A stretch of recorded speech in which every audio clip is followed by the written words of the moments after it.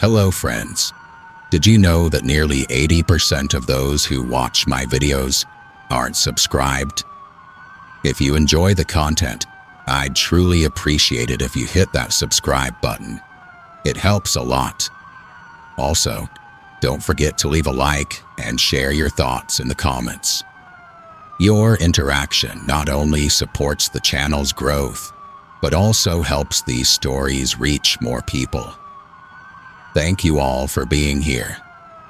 By the way, where are you watching from? Let me know in the comments.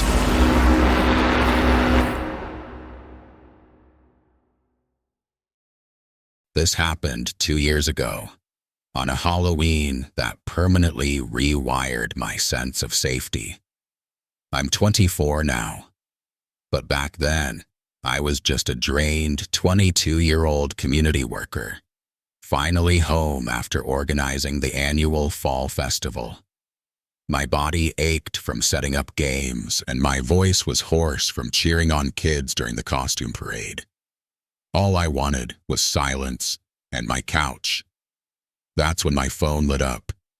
It was my little sister, Maya. Her voice was a mix of hope and guilt. "Liam, you're not still working, are you?" Our parents were out of town, and her usual friends had bailed. Her son, my nephew Leo, was desperate to go trick-or-treating. He was only 7. How could I say no? The job of being the reliable uncle fell to me again. I dragged myself over to their apartment. Maya, ever the artistic one, was still putting the final touches on her costume. She was going as Sally from The Nightmare Before Christmas, her seams meticulously drawn with red liner. Leo, buzzing with energy, was a miniature pirate, complete with a plastic sword and an eye patch that kept slipping. "I'm ready for plunder, Uncle Liam," he announced. We drove to the Oakwood Estates, a neighborhood famous for its full-size candy bars and friendly crowds. The scene was perfect. Jack-o'-lanterns grinned from every porch, laughter echoed in the crisp air, and parents clustered at the ends of driveways, sipping coffee. We passed a house where a woman was handing out warm apple cider in little cups, telling everyone it was a classic autumn tradition. For a moment, the long day felt worth it. But as we finished our loop and started the walk back to where I'd parked, the festive energy began to thin. The crowds dissipated, the laughter grew distant, and the streets felt darker, the pools of light from the street lamps feeling further apart. It was in one of these islands of shadow between houses that I first saw her. A figure, standing perfectly still in a yard where no porch light shone. She was wrapped in a dark, hooded cloak, the fabric seeming to drink the light around it. I couldn't see her face, just a void beneath the hood, but her posture was all wrong. Too still, too intentional. A cold knot tightened in my stomach. "Stay close, you two," I said, my voice low. I made sure Leo was on my other side, away from the street. Maya immediately picked up on my tone. "What is it?" she whispered. "Don't stare," I murmured, but across the street, in the shadows, Leo, oblivious, was counting his chocolate bars. Maya followed my gaze, and her hand found my arm, her grip tight. She knew I carried my Glock 19 in the waistband at the small of my back. She'd always hated it, until that moment. We picked up our pace, the cheerful sounds of the main street now a memory behind us. I kept my head on a swivel, listening. That's when I heard it. Not the rustle of costumes or the crunch of fallen leaves, but the distinct, measured crunch of heavy footsteps on asphalt, keeping pace with our own. I glanced back. It was her. The same hooded figure, but closer now. And in the faint ambient light, I could see the details I'd missed before. The stark outline of a tactical vest over her dark clothes, the glint of a radio earpiece, and the dull sheen of black combat boots. The heavy footsteps didn't quicken into a run, but they didn't fall back either. They matched our pace, a grim metronome tracking our retreat. My hand instinctively went to the small of my back, my fingers brushing the cold, hard polymer of the Glock 19. A gesture of reassurance, not yet a threat. Maya's breathing was shallow and fast beside me. "Liam," she whispered, her voice tight. "Don't look back. Just keep walking. The car is just around the next bend," I said, my voice low and steady, a stark contrast to the adrenaline screaming through my veins. I chanced another glance. The figure was maybe 50 feet back, a silhouette of tactical intent, its features still swallowed by that oppressive hood. I could see the silhouette more clearly now. Slim, athletic. The way it moved was fluid, efficient, predatory. Leo, thank God, was still lost in his pirate's treasure, jangling his bucket of candy. "I got 6 Snickers, Uncle Liam. 6. That's great, buddy," I said, my eyes locked ahead, calculating the distance to the car. Every shadow between the houses now seemed to writhe with potential. Were there more of them? The thought was a spike of ice in my chest. This was the moment the world shrank. The cozy, cider-scented memory of the neighborhood was gone, replaced by a narrow tunnel of perception. The car, my family, and the threat behind us. This is how it happens. Not in a dramatic explosion, but in the slow, chilling realization that the script of your normal life has been torn up and replaced with something far more sinister. It's a feeling I've come to know intimately, not just from my own experience, but from the stories others have shared with me since. When you go through something like that, it's like you develop a frequency only other survivors can broadcast on. They find you. They tell you their tales in hushed tones, needing to unburden themselves to someone who won't just offer a platitude and a nervous smile. What you're about to read are 3 of those stories. I've changed the names for their protection, but the events are true, seared into their memories, just as that night is seared into mine. We've come to believe that Halloween is a night when the veil between the living and the dead is at its thinnest. After hearing these accounts, I've started to wonder if it's not just the dead that slip through, but something else. The things that hide in the blind spots of our world. The predators who use the chaos of masks and laughter as their own perfect camouflage. The first story comes from a woman named Lisa McCabe. She reached out to me after reading a post I made in a local forum, a cautious question about strange occurrences on Halloween 2022. Her story, told in a series of late-night emails, captured that same feeling of domestic peace methodically unraveling. It started for her, as it often does, on a night that felt like any other Halloween. Lisa had been desperate for quiet. At 28, her life in Cleveland was a constant symphony of traffic, blaring phones, and the relentless hum of city anxiety.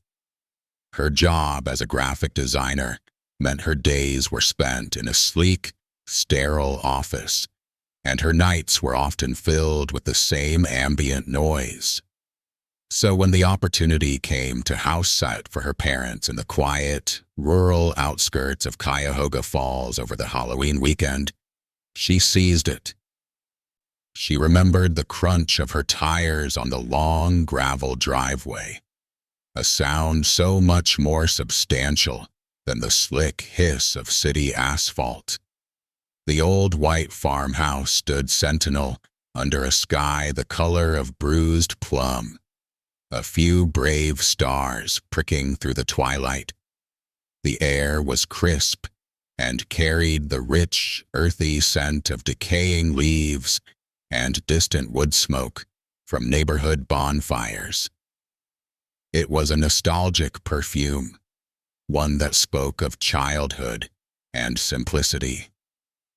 Her parents had left the porch light on for her, a single, welcoming beacon against the deepening gloom. Unloading her suitcase and a bag of groceries, she felt the city's tension begin to leach from her shoulders. The only sounds were the sigh of the wind through the tall, skeletal oaks and the distant, happy shrieks of children already out trick-or-treating in a nearby subdivision. It was a world away. Perfect, she had whispered to herself, her breath misting in the chill air. Inside, the house was exactly as she remembered, a little dusty, smelling of old books and lemon polish. She moved through the familiar rooms, her footsteps echoing on the hardwood floors. She felt a profound sense of isolation, but it was a welcome one. It was the feeling of being blessedly, utterly alone. Her plan was a cliché of self-care, and she loved it for its simplicity. She changed into her softest sweatpants and an old college hoodie. In the kitchen, she warmed milk on the stove for hot cocoa, the real kind, with shaved dark chocolate and a pinch of cinnamon. She dug out her father's well-worn copy of Arsenic and Old Lace from a cabinet, a fitting comedic choice for the night. This was to be her sanctuary, a peaceful night of classic movies, sugar, and the deep, resonant silence of the country. But as night firmly settled its blanket over the landscape, the quality of the silence began to change. At first, it was subtle. The happy, distant sounds of children faded, as they always do, replaced by the normal nocturnal sounds of the country. But tonight, even those seemed muted. No crickets chirped, no owls called from the woods lining the property. She tried to brush it off, attributing it to the cold. She curled up on the couch with her cocoa, the flickering black and white images of Cary Grant providing a comforting, manic distraction. Yet, a nagging unease began to prickle at the back of her neck.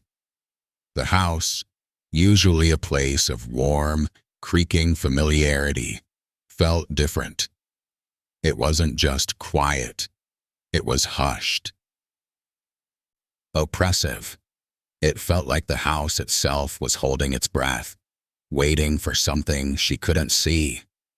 She paused the movie, the sudden silence in the room feeling heavy and dense. She strained her ears, listening. Nothing. Not the hum of the refrigerator, not the tick of the grandfather clock in the hall. It had stopped, she noticed, its hands frozen at 9:17. The only thing she could hear was the frantic thumping of her own heart. It was then that the sound came. Not a loud, aggressive knock, but a soft, almost polite tap, tap, tap on the old wooden door that led to the side porch, a door no one ever used. Lisa froze, her cocoa turning to a cold weight in her stomach. Trick-or-treaters? Out here? It was impossible. The nearest neighbors were half a mile down the road, and their kids were grown. No one would trek all the way down this long, dark driveway. Tap, tap, tap. It came again, a little more insistent this time. Her breath caught in her throat. Every instinct told her to stay silent, to pretend she wasn't home. But a morbid, terrifying curiosity pulled her to her feet. She crept from the living room, through the dark dining room, and peered through the narrow window that offered a sliver of a view of the side porch. And there, standing in the deep shadow of the overhanging roof, was a figure. It was holding a single, small pumpkin lantern. But the flame inside wasn't the cheerful, flickering orange Lisa remembered from her childhood. It was a sickly, pale green, casting a weak, ghastly light that seemed to illuminate only the hand that held it. The light glinted off long, pale fingers and threw the rest of the form into even deeper relief. A tall, slender shape, featureless in the dark. The figure stood perfectly still, its head cocked as if listening for any sound of life within. It was waiting, and in the absolute breathless silence of the Ohio night, Lisa understood with a cold, sinking certainty that it was waiting for her. For a long moment, Lisa was frozen, a statue trapped in the pane of glass. The figure did not move. It was a still life of menace, a portrait of patience. The sickly green glow from the pumpkin lantern seemed to pulse faintly, as if in time with her own hammering heart. It illuminated nothing but the hand that held it, and a sliver of a sleeve, a plain, light-colored fabric, maybe white or gray. Then, the spell broke. Adrenaline, cold and sharp, flooded her system. She jerked back from the window, pressing her spine against the cool plaster of the wall, out of the line of sight. Her mind, scrambling for purchase, clawed at rational explanations. Pranksters. It has to be. Teenagers from the nearby subdivision, bored and looking for a thrill, testing the old farmhouse at the end of the lane. It was the only thing that made sense. They'd heard her parents were away, saw a car in the driveway, and decided to give the city girl a scare. A cheap Halloween stunt. The green light? A LED, obviously. Something you could buy at any party store. The logic felt flimsy, a paper shield against a very real dread, but she clung to it.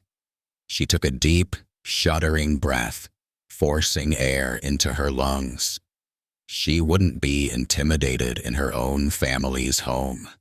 She was a grown woman, not a child frightened by shadows. Determined to reclaim her night, she marched back into the living room, scooped up the remote, and turned the television volume up until the dialogue from Arsenic and Old Lace was loud enough to fill the empty spaces of the house. The canned laughter felt jarring and artificial, a soundtrack to a sanity she felt slipping. She carried her mug to the kitchen, the clatter of it in the sink abnormally loud. She texted a friend in the city, her thumbs flying over the screen. You would not believe how creepy it is out here alone. Some idiot kid with a pumpkin just knocked on the door. Almost gave me a heart attack, LOL. The LOL was a lie, a desperate attempt to coat the truth in the veneer of normalcy. She hit send and stared at the screen, waiting for the reassuring 3 dots of a reply. They didn't appear. And then the sound came again. Tap, tap, tap. It wasn't from the side porch door this time. This was sharper, clearer. It came from the living room window behind her, the one that looked out onto the front yard. Her blood ran cold. She slowly turned. The front porch was shrouded in darkness, the lone porch light doing little to push back the deep shadows of the night. But there, just at the edge of the light's reach, stood the same figure. The same pale, slender form. The same pumpkin, casting its ghastly green aura. It was closer now, close enough to the window that Lisa could see the fabric of its dress. A simple, old-fashioned white nightgown, hanging limply. It was a woman. Her face was still obscured by the deep shadow cast by her hood or her hair, but her posture was unmistakable. She was facing the window, directly toward where Lisa stood paralyzed. Tap, tap, tap.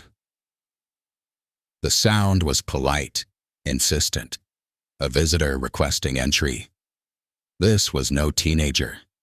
The silence, the stillness, the deliberate, slow repetition. It was all wrong for a prank. This was something else. A profound, gut-level fear. The kind she hadn't felt since she was a child afraid of the dark, locked its jaws around her. Driven by a terror that had curdled into a shaky defiance, Lisa took a single step forward. She was now visible in the window, a pale face reflected in the glass. The woman outside did not react. She didn't startle or retreat. She simply stood. Then, with a slow, unnatural fluidity, the woman tilted her head. It was a small, bird-like motion, but it was filled with a chilling curiosity, as if she were studying a peculiar insect trapped in a jar. "Who are you?" Lisa's voice was a dry croak, barely audible even to herself over the blaring television. "What do you want?" There was no response. The woman remained motionless once more, a statue in the night. Anger, born of sheer panic, flared within her. She stomped over to the wall switch by the front door. Her hand trembled as she flipped it. The porch light blazed on, flooding the wooden planks in the front yard in a harsh, yellow-white light. The woman vanished. It wasn't that she turned and ran. There was no movement, no blur. One moment, she was there, a solid form in the night, and the next, the space where she had been standing, was empty. The transition was so instantaneous, so complete, that Lisa's brain stuttered, trying to process the emptiness. All that remained was the pumpkin. It sat directly in the center of the porch, just before the front door. The lantern was still lit, its eerie green glow undiminished by the practical, mundane light from the bulb above. The carved face on the gourd was simple. 2 triangular eyes and a downturned, sorrowful mouth. It seemed to stare directly at her through the window. A wave of dizzying relief washed over her, so potent it made her knees weak. She was gone. The thing, whatever it was gone. She let out a breath she didn't realize she'd been holding. A ragged, shaky thing.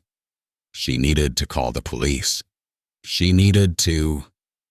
Her phone, which she had clutched in her death grip the entire time, vibrated softly in her hand. A notification glowed on the screen. One new photo. Confusion cut through her fear. She hadn't taken any pictures. Hesitantly, her thumb hovering, she tapped the notification. The gallery app opened. The image that loaded was dark, grainy, taken through a window at night. It was a view of a familiar living room, lit by the flickering light of a television. A woman stood in the center of the room, her back to the camera, her posture rigid with fear. She was holding a phone, staring out the window. It was a photo of her own living room. It was a photo of her. The perspective was from outside, from the porch. Lisa's head snapped up, her eyes darting from the empty porch outside to the horrifying image on her screen. The photo was time-stamped just minutes ago. A silent, digital scream lodged in her throat. She was not alone. The woman was gone, but she had been there, close enough to press her face against the glass, close enough to take a picture. And in some way that Lisa could not comprehend, she was still here. The phone felt like a live thing in her hand, a conduit of some unspeakable violation.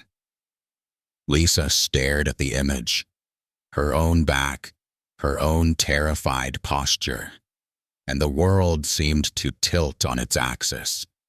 The rational explanations she had so desperately clung to shattered into a million pieces. This was not a prank. This was an intrusion, a haunting, a thing that defied the solid logic of locks and doors and light switches.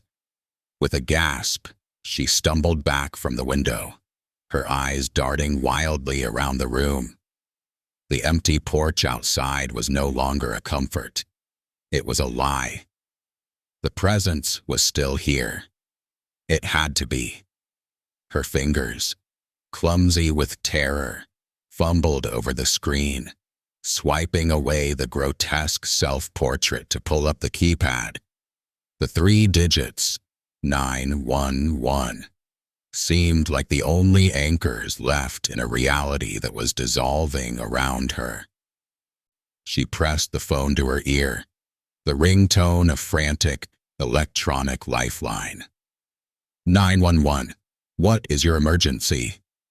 The voice was female, calm, and professionally detached. There's someone at my house, Lisa choked out, her voice trembling so badly the words barely cohered. A woman. She was on the porch. She took a picture of me. From outside. And it's on my phone. Okay, ma'am. I need you to take a breath. What is your address? Lisa rattled off her parents' address, her eyes fixed on the doorway to the hall, half expecting the woman in white to materialize there at any second. Units are dispatched, ma'am. They are approximately 15 minutes out. Are the doors locked? Yes, I think so. I'm going to check. She didn't want to move from her spot in the center of the living room, a childish part of her believing that as long as she didn't move, nothing could get her. But the dispatcher's calm instruction gave her a purpose. She crept to the front door, turned the deadbolt with a definitive thunk, then did the same at the side porch door and the kitchen entrance. Each lock was a small, feeble barricade against the impossible. They're locked, she whispered into the phone, retreating back to the living room. Please, hurry. They're on their way. Just stay on the line with me. Are you alone in the house? I I thought I was. It was then that she heard it. A whisper. It was faint, a sibilant hiss that seemed to originate from the heating vent near the ceiling. Then another, from the top of the stairs. It wasn't a single voice, but a chorus of them, layered over one another, too soft to distinguish words, but laced with a chilling conversational cadence. Children whispering secrets. In the dark. Do you hear that? Lisa breathed into the phone, her blood turning to ice. Hear what, ma'am? The whispering. Upstairs. There was a pause on the other end of the line. It could be the wind, or your plumbing. Old houses make noises. This was not the house. This was not the wind.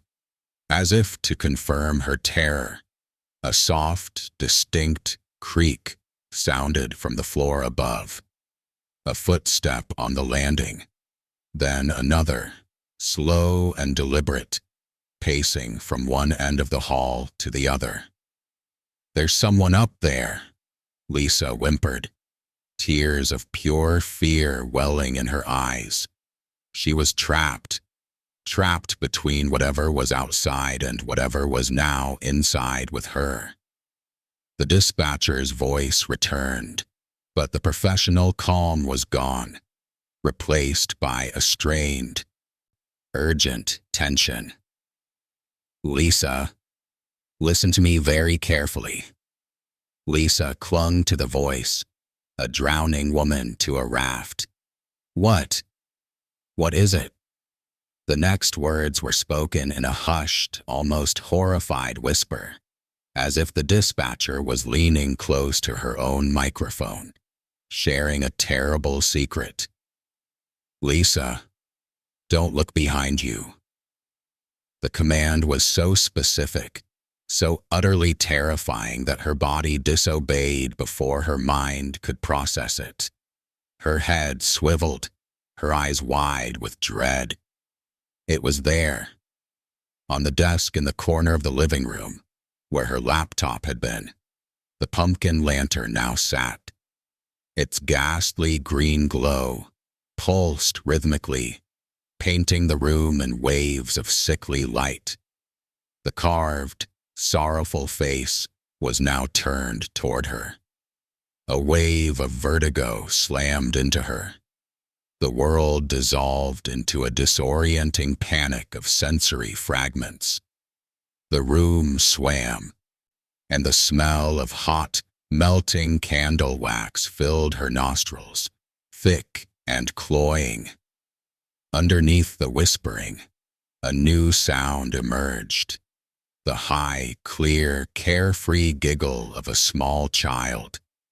It echoed from the corners of the room, a sound of pure joy that was somehow more horrifying than any scream. Then, everything went black. She came to on the floor, the harsh, rotating blue and red lights of the police cruisers strobing through the windows. A paramedic was shining a light in her eyes. The front door was open, and 2 police officers stood in the living room, their faces grim. She was unharmed, physically, but her mind felt fractured, stuffed with cotton and static. She was still clutching something in her hand, something cold and smooth. She looked down. It was the pumpkin. The flame inside was extinguished, and the gourd itself was cold as a tombstone, its surface beaded with moisture as if it had just been brought in from a deep frost. The investigation that followed was a blur of questions with no answers. They found no signs of forced entry, no woman in white. The only physical evidence, the officer told her, his tone carefully neutral, were footprints, not adult footprints. Small, barefoot, child-sized prints in the soft soil around the porch, circling the house like a macabre dance. They took the cold pumpkin as evidence. They urged her to see a doctor about the stress-induced blackout. They left, and the world tried to move on. But it never really did for Lisa. She told me that every Halloween since, no matter where she is, no matter what precautions she takes, she wakes up to find it on her porch. The same pumpkin, with its sorrowful face, cold and waiting. Some years she's tried to destroy it, smashing it with a hammer, throwing it in the dumpster. It always returns the following year, pristine and untouched.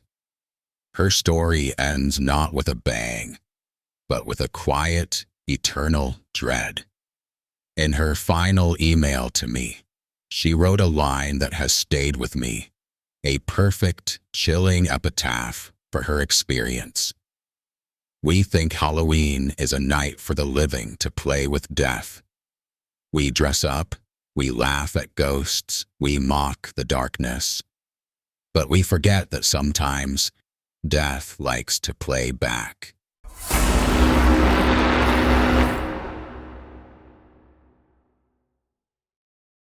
The thing about Lisa's story that stuck with me, long after our correspondence faded, was that final, chilling reflection.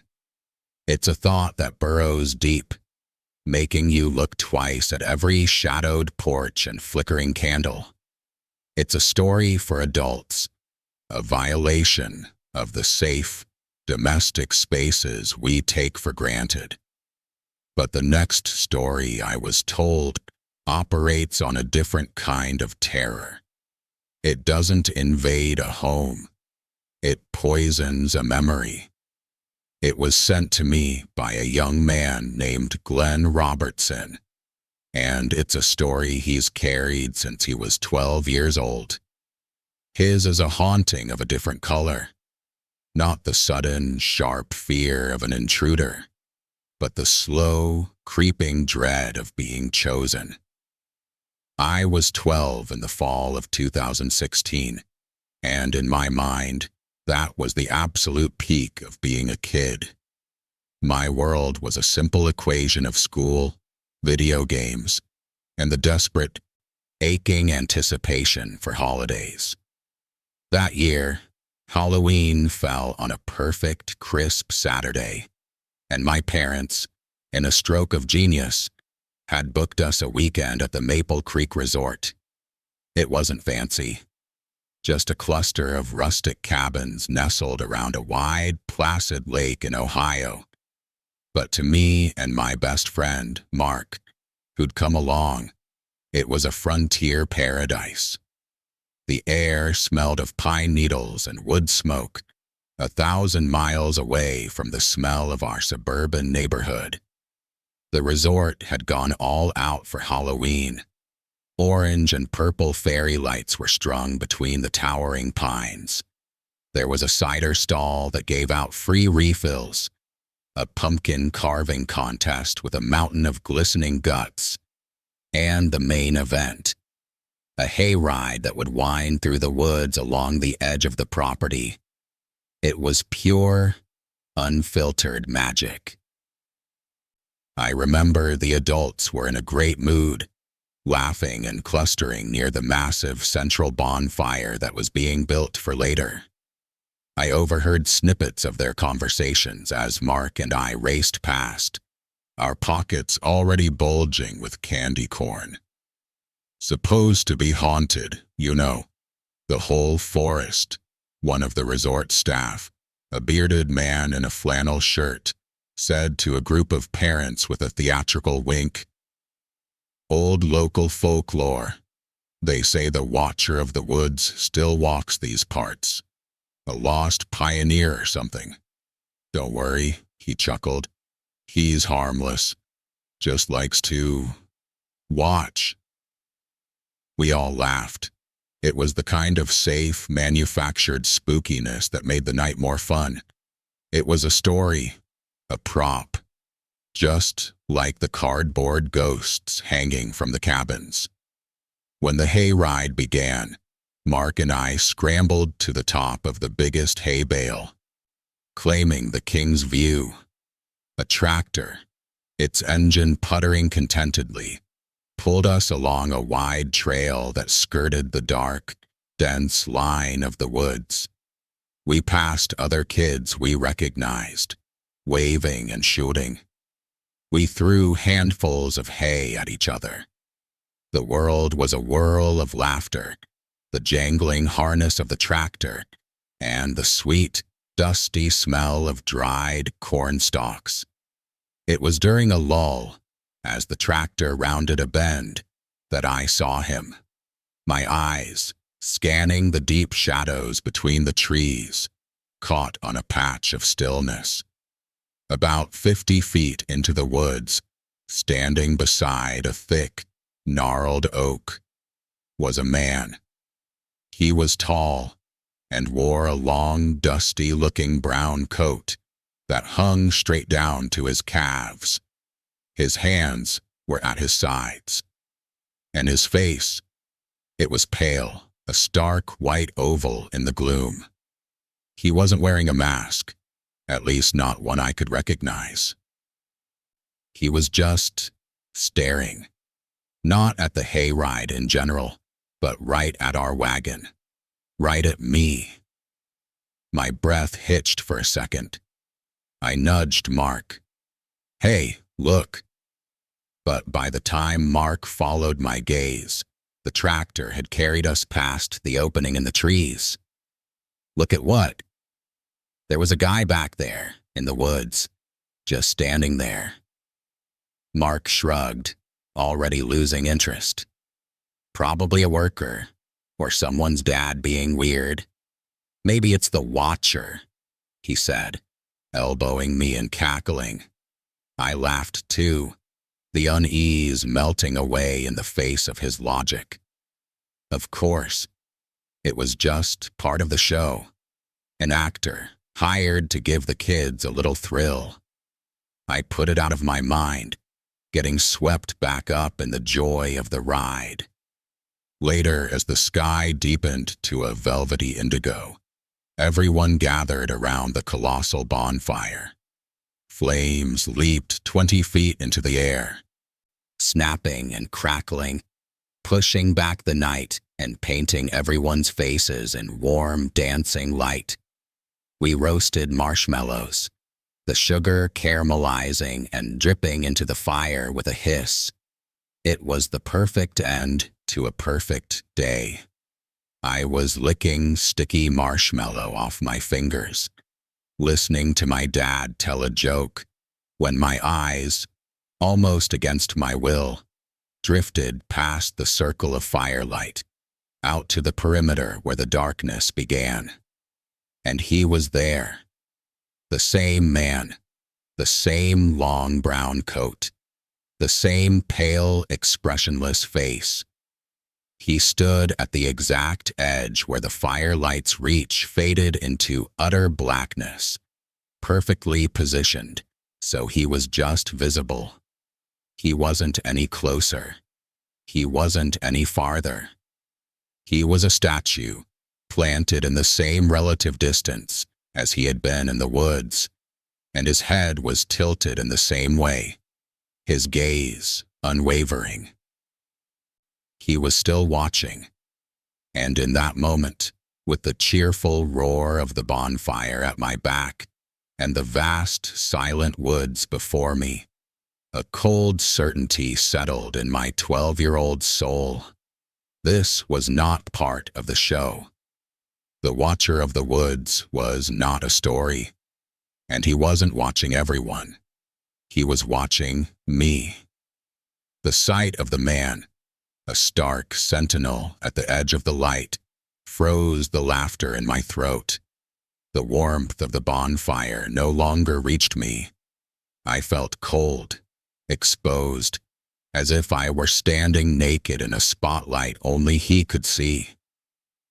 I tore my eyes away, my heart hammering a frantic rhythm against my ribs. I didn't tell my parents. What would I say? The man from the woods is here? They'd just shrug it off like Mark had, chalking it up to an overactive imagination fueled by candy and spooky stories. But I knew. The certainty was a lead weight in my stomach. Later, back in the cramped, wood-paneled cabin, the feeling wouldn't leave. Mark, his name was Mark, not Ryan, I'd misremembered in my first telling, was buzzing with a sugar high, bouncing on his bed. That was so cool, he exclaimed, shadowboxing the air. Did you see the size of that fire? Mark, I said, my voice quieter than I intended. The guy, the one in the coat, I saw him again, by the fire. He stopped bouncing, his interest peaked. For real? The Watcher? I don't think he's an actor. Prove it, he challenged, a reckless glint in his eye. That was Mark. If there was a line, he had to cross it. Let's go find him. It was the worst idea I had ever heard. Every cell in my body screamed at me to stay put, to pull the scratchy wool blanket over my head and wait for morning. But a darker, more compelling curiosity had taken root. The man's gaze had felt like a hook, and now it was reeling me in. I had to know. We'll just take a quick look, I whispered, as much to convince myself as him. From the tree line, we don't go in deep. We waited until the sounds from our parents' room next door settled into the deep, regular breathing of sleep. The red numbers on the digital clock glowed 11:07 p.m. We slipped into our jackets, the night air biting through the thin fabric the moment we cracked the cabin door. The world outside was a different place. The festive lights were off. The bonfire was a pit of glowing embers, and the resort was swallowed by a profound silence, broken only by the lonely cry of a loon on the lake. We clicked on our flashlights, the beams cutting shaky, narrow paths through the overwhelming darkness. The tree line, which had seemed so friendly and decorated just hours before, now felt like the jagged edge of a vast, hungry mouth. This is it, Mark whispered, his bravado already thinning. Stay close. We stepped into the woods. The temperature dropped instantly. The pine canopy overhead blocked out the sliver of moon, plunging us into a deeper dark. Our flashlights were pathetic, illuminating only the next gnarled root waiting to trip us, or the sudden, terrifying shape of a low-hanging branch. Every crunch of our footsteps on the dry leaves sounded like a gunshot in the stillness. We walked for what felt like an eternity, the lights of the resort shrinking to distant, mocking pinpricks behind us. This is stupid. There's nothing out here, Mark said, his voice tight. Let's go back. But just as he said it, my flashlight beam swept across a small break in the trees ahead. A clearing. There, I said, my voice a dry rasp. We crept forward, our beams converging on the open space. And then we saw it. It wasn't a natural clearing. In the center, arranged in a perfect, chilling circle, were a dozen pumpkins. They weren't the cheerful, lopsided jack-o'-lanterns from the contest. These were uniform, meticulously carved. Each had the same face, 2 triangular eyes and a wide crescent moon smile that seemed less joyful and more hungry. And inside each one, a fat, white candle flickered, the flames dancing in the still air, casting long, leaping shadows that made the circle seem alive. "Whoa," Mark breathed, his fear momentarily replaced by awe. "What is this?" We stepped closer, our lights dropping from the pumpkins to the ground at their bases. And that's when the real horror began. Beneath each pumpkin, a name was carved crudely into the soft earth. Joshua, Becky, Aaron. My blood went cold. These weren't just random names. I recognized them. Joshua was a freckled kid from the cabin 2 down from ours. Becky had won the pumpkin contest. My heart began to hammer, a frantic drumbeat of dread. My flashlight beam, trembling violently, swept around the circle, the names blurring past until it stopped. There, directly in front of me, was a pumpkin. Its candle flame seemed to burn brighter, hotter than the others. And carved into the dirt beneath it, in the same rough script, was a single, impossible word. Glenn. The world tilted. The air left my lungs in a rush. It was a coincidence. It had to be. But the lead weight in my stomach now felt like a block of ice. My pumpkin. He had made one for me. A sharp snap echoed from the trees directly behind us. We spun around, our flashlight beams crossing and scattering like frightened animals. And he was there. He stood at the edge of the clearing, having emerged from the shadows without a sound. The long brown coat hung from his gaunt frame. In the stark, upward light from our flashes, his face was a nightmare of sharp angles and deep shadows, his skin waxy and pale. His eyes were dark pits, but I could feel them locked onto me. He took one slow, deliberate step into the circle of pumpkins, then another. Mark made a small, strangled sound in the back of his throat. I was frozen, mesmerized by the horrifying spectacle, my name staring up from the ground. The man's lips parted. His voice, when it came, was a dry, rustling whisper, like dead leaves skittering across stone. It wasn't loud, but it seemed to fill the entire forest, silencing everything else. "Glenn," he whispered, "do you like your pumpkin?" That broke the spell. "Run!" Mark screamed. We turned and fled, plunging headlong into the oppressive darkness of the woods. We didn't follow a path. We simply ran, driven by a primal terror. The world became a chaotic nightmare of slapping branches, stumbling feet, and our own ragged, sobbing breaths. Our flashlights jerked wildly, creating a disorienting strobe effect of tree trunks and flying leaves. And behind us, we heard it. The sound of heavy, thudding boots, not running, but walking.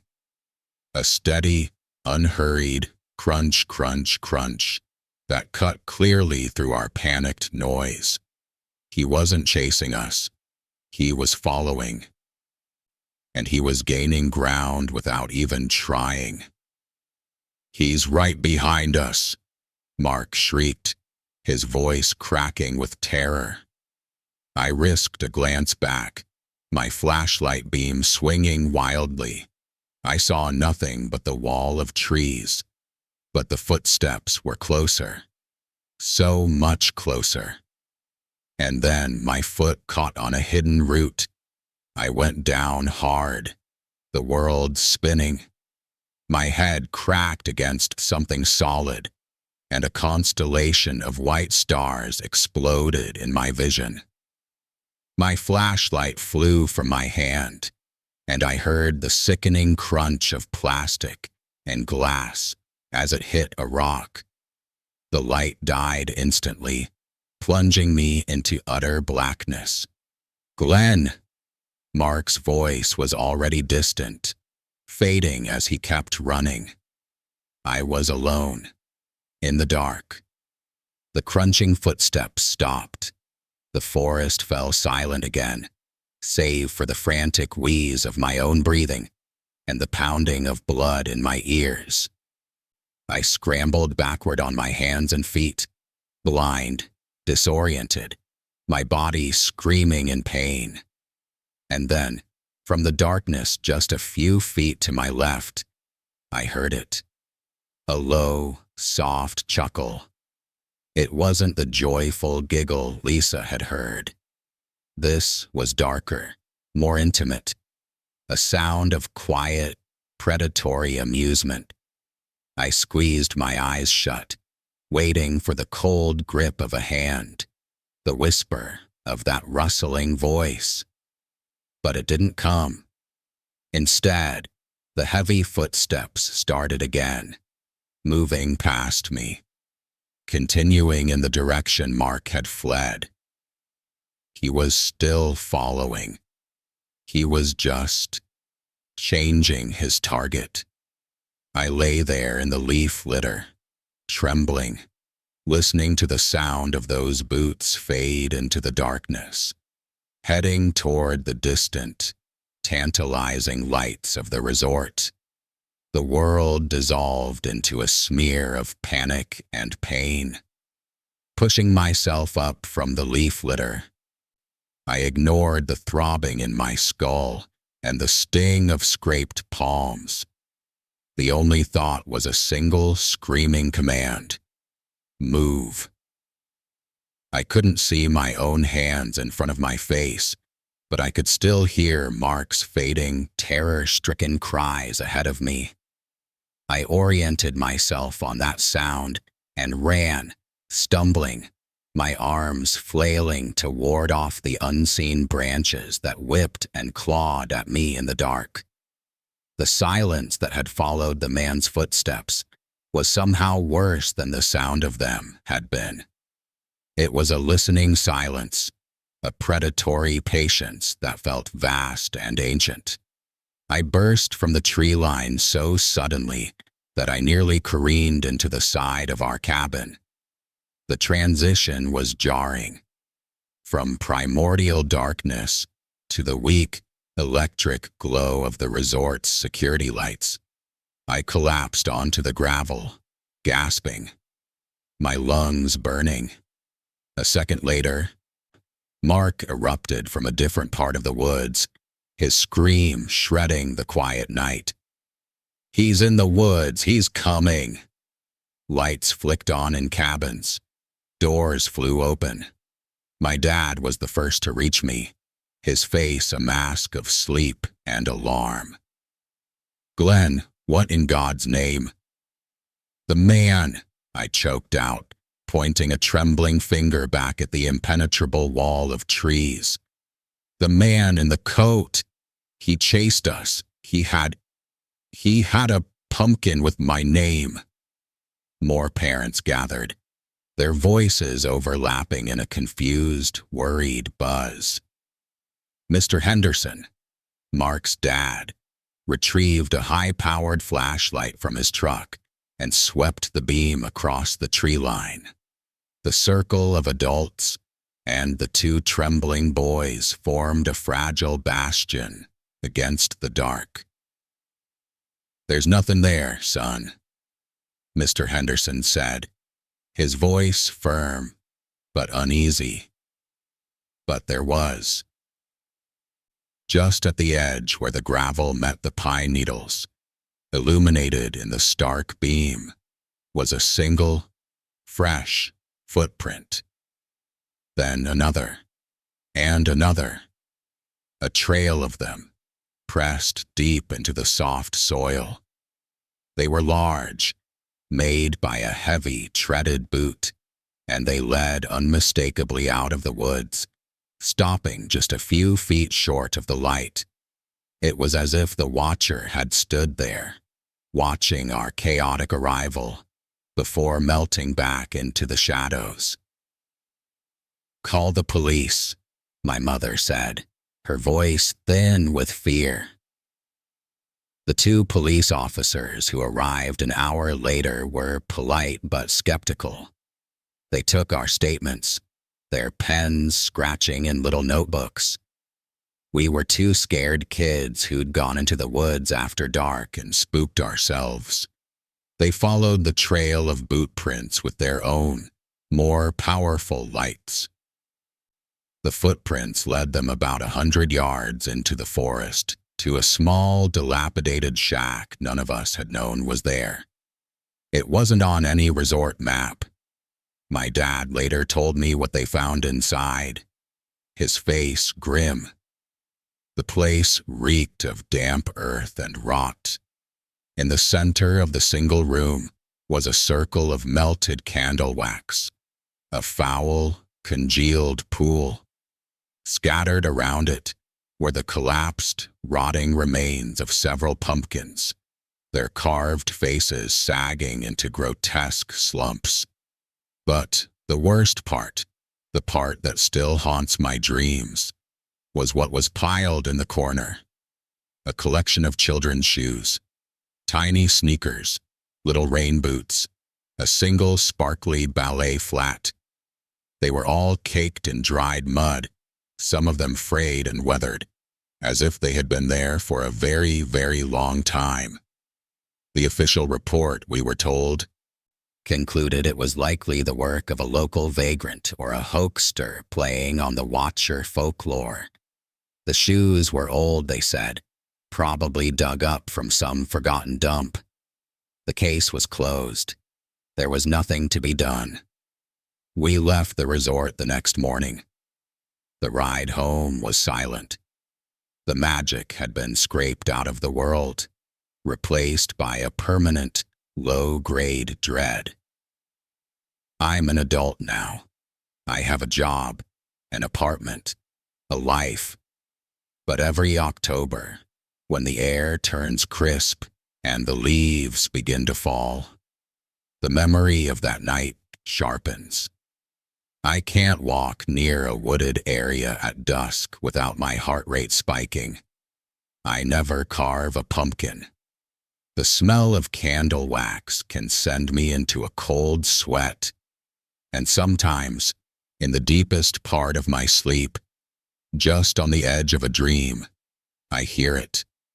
That dry, rustling whisper, as clear as if he were standing right beside my bed. "Do you like your pumpkin?" It wasn't just the chase that scarred me. It was the intimacy of the violation. He hadn't just chosen me at random from a crowd. He had known my name before I ever stepped into those woods. He had prepared a place for me in his terrible, silent ritual. He had been waiting.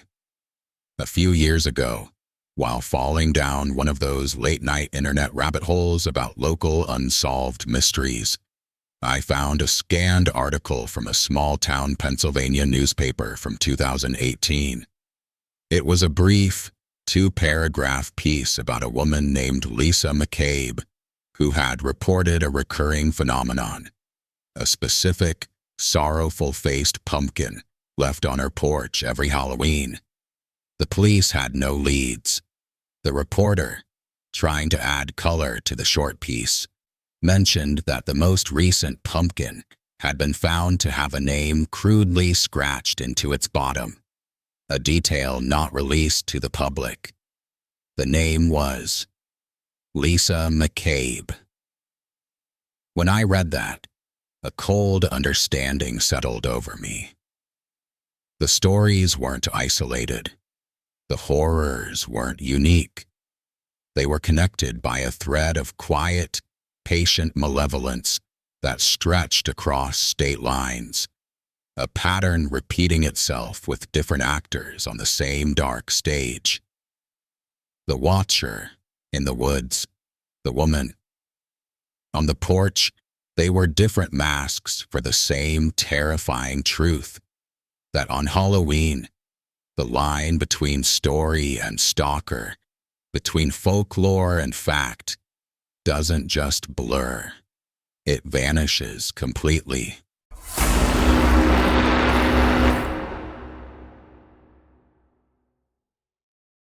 The connection Glenn Robertson drew, that thread of malevolence linking his childhood terror to Lisa McCabe's domestic haunting, was what convinced me to share my own story. It's the most recent of the three, happening just last year, in 2023. It's different from the others. There's no rural isolation, no nostalgic childhood outing. My horror was born in the heart of my own home, delivered through the very technology meant to keep me safe. It's a story for the digital age, where the monsters don't just hide in the woods, they hide in the blind spots of your Wi-Fi. My name is Samuel Ponder. I was 35 years old that Halloween, and my wife, Clara, a nurse, was pulling a double shift at the county hospital. We'd carved our pumpkins together 2 nights before, a happy, messy tradition, and they sat on our porch steps, their jovial faces lit by cheap LED candles. My plan for the night was a masterpiece of comfortable bachelordom, a large pepperoni pizza, a curated marathon of classic, schlocky horror films, and the profound silence of a house blessedly empty. The only nod to responsibility was the new doorbell camera system we'd had installed the previous month. It was Clara's idea, a response to a spate of porch pirate incidents in our quiet suburban neighborhood. I'd initially resisted, calling it paranoid, but had to admit the high-definition feed and motion-triggered recording were impressive. That night, the small, glowing chime unit sat on the coffee table beside my pizza box, a silent, electronic watchdog. The first few hours were perfect. I sank into the couch, the blue glow of the television washing over me, the fictional scares on screen, the pleasant, distant thrill. By 11:30 p.m., the trick-or-treaters had long since vanished, and the street outside was still and silent. The only sound was the whisper of the wind and the cheesy synth score of the movie. Then, the doorbell chimed, not the traditional mechanical ding-dong, but the custom digital tone I'd selected, a short, melodic trill. The chime unit lit up. I paused the movie, frowning. Who would be ringing the bell this late? I picked up my phone and opened the companion app. The live feed loaded instantly, showing a crystal-clear, wide-angle view of my front porch. It was empty. The motion-activated floodlights had kicked on, bleaching the welcome mat and the pair of rocking chairs in a harsh, white light. But there was no one there. No retreating figure, no knocked-over pumpkin. Nothing. Weird, I muttered aloud. I chalked it up to a glitch. A bug, maybe, or a large moth triggering the motion sensor. I dismissed it, unpaused the movie, and took another bite of pizza. The comfort of the room had returned, but it felt thinner now, the silence outside feeling less peaceful and more watchful. 15 minutes later, it happened again. Trill. The sound was sharper this time, more insistent.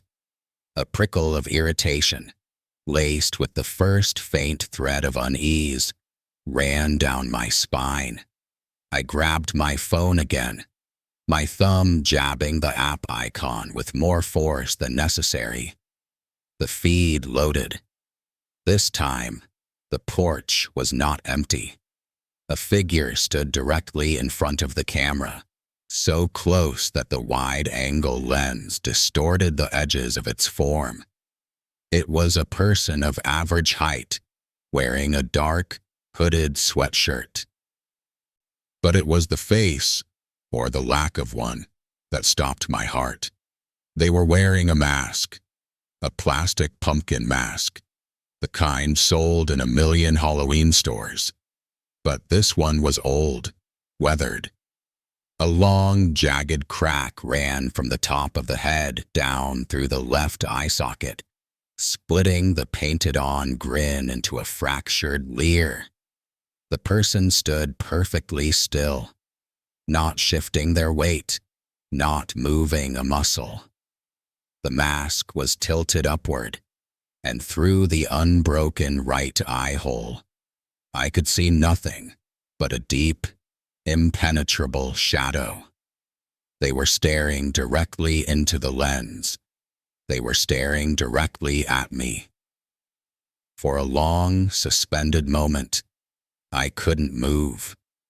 I was trapped in that digital gaze, the fractured pumpkin mask filling my phone screen, a pixelated nightmare. My heart was a frantic bird beating against the cage of my ribs. The rational part of my brain, the part that paid taxes and fixed leaky faucets, scrambled for a foothold. Kids. It has to be kids. A stupid, dangerous prank. My thumb, slick with sweat, fumbled over the phone's screen, finding the intercom button. My voice, when it crackled through the outdoor speaker, was strained, an unconvincing imitation of authority. "Can I help you?" I said, the words echoing faintly from the porch. "You need to leave my property. Now." The figure didn't startle, didn't flinch. There was no muttered apology, no drunken laugh, no scurrying retreat. Instead, with a slow, deliberate, and unnervingly fluid motion, the masked head tilted to the side. The angle was wrong, almost avian. It was a gesture of pure, unadulterated curiosity, as if I were a peculiar specimen it had just discovered. The crack in the mask seemed to widen with the movement, a black fissure promising nothing. Then, the figure took one single slow step backward, disappearing from the close-up view. On the wide-angle feed, I watched it turn and walk, with a calm, measured pace, down my porch steps and out of the frame. The motion-activated floodlights clicked off, plunging the porch back into darkness. A shaky breath exploded from my lungs. It was over. They were gone. The confrontation, the sheer audacity of it had left me trembling. I stood up, pacing the living room, the forgotten horror movie still paused on the TV. I needed to call the non-emergency line. Report this. It was just a prank, but it was a threatening one. I never got the chance. Trill. The sound was a shriek in the silent house. My head snapped toward the chime unit. It was lit up again. A cold dread, far deeper than before, washed over me. This wasn't a retreat. It was a pattern. I snatched my phone, my hands shaking so violently I almost dropped it. The app opened. The live feed was black, not the dark of an unlit porch, but a perfect, dead digital void. A message flashed over the screen. Feed unavailable. Check connection. The camera was offline. Either it had malfunctioned, or Tap. The sound was soft, almost delicate, like a pebble hitting glass.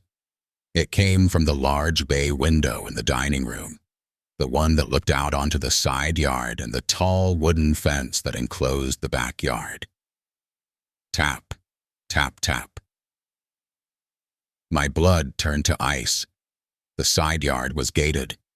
The gate was locked. I was sure of it. I crept to the edge of the living room, peering around the doorway into the dark dining room.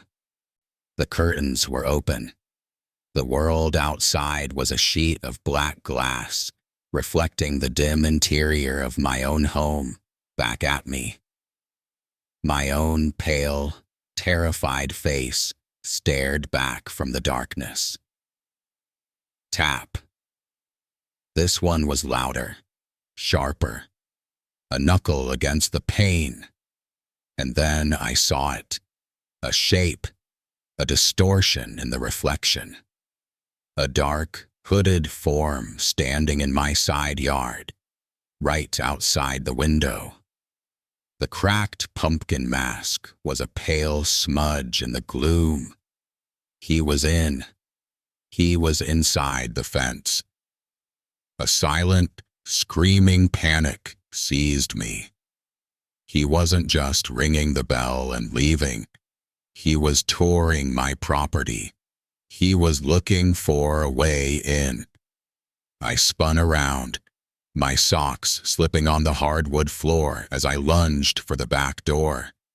It was a solid modern door with a deadbolt. My hand closed around the cool metal of the lock. It was turned. It was locked. I was sure it was locked. I was about to turn away when I saw it. The doorknob itself, a simple, brushed nickel lever. It was moving. It wasn't being jiggled or forced. It was being turned. Slowly, deliberately, with infinite patience. The mechanism clicked softly as it rotated fully to the open position. The only thing holding the door shut was the deadbolt I had just confirmed. He was on the other side. His hand was on my doorknob. I threw the deadbolt with a force that rattled the door in its frame, then scrambled for the kitchen, my breath coming in ragged gasps. I fumbled my phone, my vision blurring with adrenaline. 911. This was a 911 call now. 911, what is your emergency? A calm female voice asked. There's someone trying to get into my house, I hissed, trying to keep my voice down as if the intruder could hear me through the walls. A man in a mask. He's in my backyard. He was at my front door and now he's at my back door. 1427 Willow Lane. Units are responding, sir. Are your doors locked? Yes. He just tried the knob. He's still out there. I was crouched behind the kitchen island, my heart hammering against the granite countertop. The house was too quiet, too still. Where was he? What was he doing? Officers are approximately 10 minutes away. Stay on the line with me. Are you in a safe place? 10 minutes. An eternity. I could hear the wind outside, the hum of the refrigerator, the frantic thumping of my own heart. And then a new sound, a soft, scraping sound from the front of the house. Was he back on the porch? Was he leaving? The sound grew louder, more metallic. It was coming from the dining room, from the window. It was the sound of something hard and sharp being dragged slowly, methodically, across the window screen. Then, silence. A profound, breathless silence that was somehow worse than all the noise. He was waiting. He was listening. He was toying with me. The dispatcher's voice was a distant buzz in my ear. "Sir, are you still there?" The sound that broke the silence wasn't a tap or a scrape. It was the sickening, explosive crunch of shattering glass. It came from the dining room, a cascade of noise that was immediately followed by the cold, October night air rushing into my house. He was in. A guttural sound, half gasp, half sob, escaped my throat. The phone clattered to the kitchen floor. The dispatcher's tiny, tinny voice called out, "Sir, sir." My eyes darted around the kitchen, landing on the wooden block on the counter. I yanked out the largest chef's knife, the steel glinting under the dim under-cabinet lights. The weight of it in my hand felt both absurd and necessary. I was no fighter. I was a 35-year-old man in sweatpants, holding a kitchen knife against a nightmare. I stood there, frozen behind the island, listening. The only thing I could hear was the whisper of the wind through the broken window and the frantic, staticky voice from the phone on the floor. And then, a new sound. A soft, heavy thud from the hallway. A footstep on the hardwood floor. He was inside. He was in my home. The footsteps in the hall were unhurried. A slow, deliberate thud, thud, thud, that measured the distance between us. He wasn't skulking. He was claiming territory. The knife in my hand felt flimsy, a toothpick against the tide of dread rising in my throat. The dispatcher's voice was a distant, buzzing insect from the floor. My entire world had shrunk to the dark archway of the kitchen entrance. A shadow, longer and bulkier than the others, stretched across the hallway floor, preceding its owner. My muscles coiled, every instinct screaming to fight or flee, but there was nowhere to run. The back door was a trap. The path to the front was through him. As the figure stepped into the doorway, the cracked pumpkin mask seemed to absorb the dim kitchen light. It stopped, its head tilting again in that inhuman way, taking in the sight of me, crouched, wild-eyed, armed with a piece of cutlery. I didn't think. I roared, a raw sound of pure terror, and lunged. I swung the knife in a wild, panicked arc. It didn't connect with flesh, but sliced through the air where his chest should have been. And in that exact moment, the kitchen lights flickered violently, buzzing and strobing as if the house itself were gasping. In the chaotic strobe effect, the figure seemed to dissolve. One moment it was a solid form in the doorway, and in the next burst of darkness, it was gone. The lights stabilized, casting a steady, unnerving glow on the empty space. I stood panting, knife held out, staring at nothing.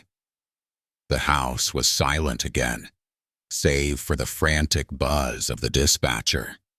The only evidence he'd ever been inside was the cold wind still pouring through the broken dining room window, and the ghost of his presence lingering in the air. The police arrived moments later, their shouts and heavy boots a jarring intrusion of reality. The next hour was a blur of flashlights and questions. They searched the house, the yard, the neighborhood. They found nothing. No forced entry at the back door, as I'd deadbolted it. No footprints in the damp grass. No fingerprints on the windowsill. It was an officer shining his light into the dining room, who found the only piece of evidence. Sitting perfectly centered on the inner ledge of the shattered window, amidst the glittering shards of glass, was a single, small pumpkin. It wasn't one of ours. This one was uncarved, its skin a deep Venus orange. And it was lit, not by an LED, but by a real flickering candle flame that cast dancing shadows around the room. As the officer cautiously approached, he saw that a message had been carved into its flesh, the letters rough and jagged. Your next year. The investigation went nowhere. The official report suggested a targeted prank by someone I likely knew, a theory I knew was laughably, terrifyingly wrong. In the weeks and months that followed, a different kind of dread set in. Not the sharp fear of the moment, but the slow, chilling horror of the aftermath. The phrase "next year" became a ticking clock in my mind. Driven by a need for answers, I fell into the same digital rabbit hole as Glenn. I spent nights combing through police blotters, local news archives, and obscure forums. I found Lisa McCabe's story, her recurring pumpkin. I found a brief mention of the incident at Maple Creek Resort, the discovery of the shack and the shoes. I started a timeline. Glenn's story. Halloween, 2016. Lisa's story began. Halloween, 2022. My story. Halloween, 23. Different years, different states, different victims. The only common thread, aside from the season, was the pumpkin. A specific, sorrowful-faced design for Lisa, a named one for Glenn, and a prophetic one for me. It wasn't random. It was a cycle. The following Halloween, Clara insisted on staying home with me. We turned off all the lights, pretending we weren't home. We didn't carve pumpkins. We just sat in the dark, watching the clock. As 11:59 p.m. approached, my heart was a trip hammer. This was it. Next year. I held my breath, my knuckles white as I gripped the arm of the sofa. The clock ticked over to midnight. Nothing happened. A wave of relief so potent it made me dizzy washed over me. I let out a shaky laugh. It was over. The curse, the cycle, whatever it was, had passed me by. Maybe the message had been a final taunt, not a promise. Clara squeezed my hand, a tired smile on her face. And then, the doorbell chimed. The sound was a physical blow. The digital trill was the same, but it felt different now, heavier, final. My eyes snapped to the chime unit on the table. It glowed. Clara looked at me, her face a mask of confusion. Sam? With a trembling hand, I picked up my phone. I opened the app. The feed loaded. The porch was empty for a single heart-stopping second. Then, a figure stepped into the frame. It wasn't the man in the cracked mask. It was a woman, tall and slender, dressed in a simple, old-fashioned white nightgown that seemed to glow in the camera's night vision. Her face was in shadow, but in her hands, she held a single small pumpkin lantern. Its flame burned with a sickly pale green light. She stood there, motionless, holding the lantern out, as if in offering. An invitation. And in that moment, staring at the digital ghost of Lisa McCabe's torment, I understood the terrible, unifying truth. The pumpkins were never just threats or markers. They were a chain, a lineage of fear. Lisa's torment had been passed to me, and now my year of dread was complete. Maybe the pumpkins aren't decorations. Maybe they're invitations. And this time, someone finally answered mine.